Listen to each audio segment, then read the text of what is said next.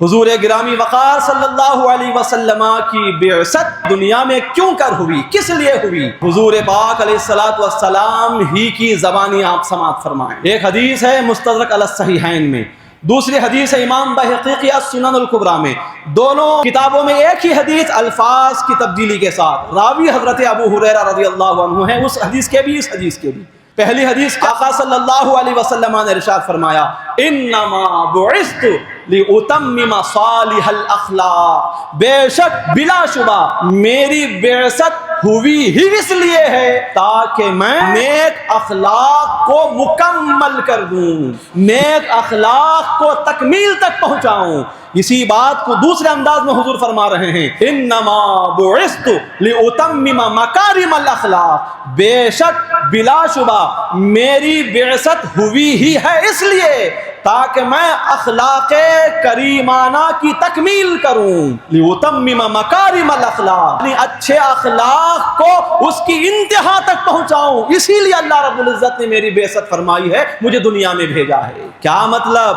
حضرت آدم علیہ السلام بھی آئے دنیا میں اخلاق حسنہ ہی کی تعلیم دینے کے لیے، حضرت شیس بھی آئے اخلاق حسنہ ہی کی تعلیم دینے کے لیے، حضرت نوح آئے اخلاق حسنہ ہی کی تعلیم دینے کے لیے، حضرت موسیٰ آئے اخلاق حسنہ ہی کی تعلیم دینے کے لیے، حضرت عیسیٰ آئے اخلاق حسنہ ہی کی تعلیم دینے کے لیے۔ ہر نبی ہر رسول دنیا میں آتے رہے اخلاق حسنہ ہی کی تعلیم دینے کے لیے، مصطفیٰ بھی آئے اخلاق حسنہ کی تعلیم دینے کے لیے۔ لیکن فرق کیا ہے دونوں میں؟ ایک فرق یہ ہے، حضرت آدم آئے دنیا میں اخلاق حسنہ کی تعلیم دینے کے لیے آئے، دیتے رہے، لیکن اخلاق حسنہ کی تکمیل نہیں ہوئی۔ حضرت شیس کو بھیجا گیا، اب آپ جائیے اخلاق حسنہ کی تعلیم دیجئے، اخلاق حسنہ کی تبلیغ فرمائیے۔ 950 سالوں تک حضرت نوح علیہ السلام اخلاق حسنہ ہی کی تعلیم دیتے رہے، اخلاق حسنہ ہی کی تبلیغ فرماتے رہے، لیکن اخلاق حسنہ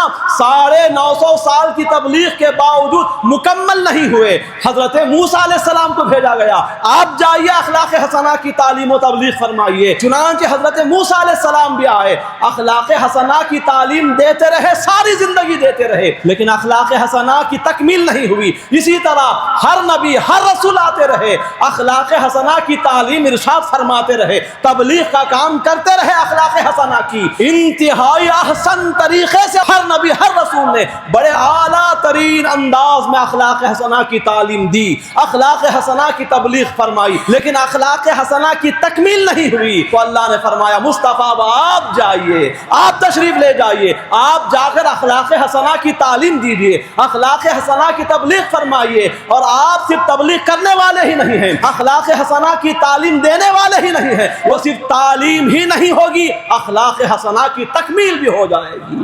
آپ کو اخلاق حسنہ مکمل کرنے کے لیے، اخلاق حسنہ کو انتہا تک پہنچانے کے لیے میں نبی و رسول بنا کر بھیج رہا ہوں۔ یہی بات فرما رہے ہیں میرے آقا علیہ السلام، انما بعثت لأتمم مکارم الاخلاق، بے شک میری بعثت ہوئی ہی اس لیے ہے تاکہ میں اخلاق حسنہ، اخلاق کریمانہ، مکارم اخلاق کو انتہا تک پہنچاؤں، اس کی تکمیل کر دوں۔ اسی لیے اب نبوت اور رسالت کا دروازہ بند ہو گیا، کیونکہ انسانیت کو جن اخلاق کی ضرورت تھی مصطفیٰ وہ اخلاق دے چکے، اب مزید نئے اخلاق کو سکھانے کی گنجائش ہی نہیں ہے، لہذا اللہ نے نبوت کا دروازہ ہی بند کر دیا، رسالت کا دروازہ ہی مصطفیٰ پر کلوز کر دیا۔ مصطفیٰ کریم ایسے عظیم ترین مقصد کے لیے دنیا میں بھیجے گئے، اور آقا علیہ الصلوۃ والسلام نے اخلاق حسنہ کی تعلیم فرمائی۔